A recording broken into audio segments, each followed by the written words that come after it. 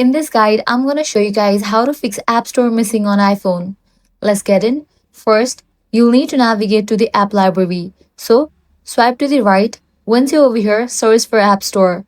After it appears, what you'll need to do is press and hold on it and place it on the home screen. In case you're unable to find it in the app library, what you can do is launch your settings, scroll down and navigate to the option Screen Time. Now head over to the option Content and Privacy Restrictions.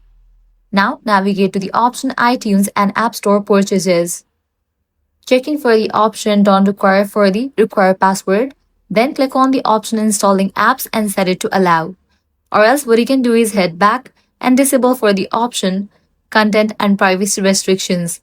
With this, you'll be able to find App Store in your home screen or in the app library. So this is how you can easily fix App Store missing on iPhone. If this guide helped you out, do not forget to like, share and subscribe.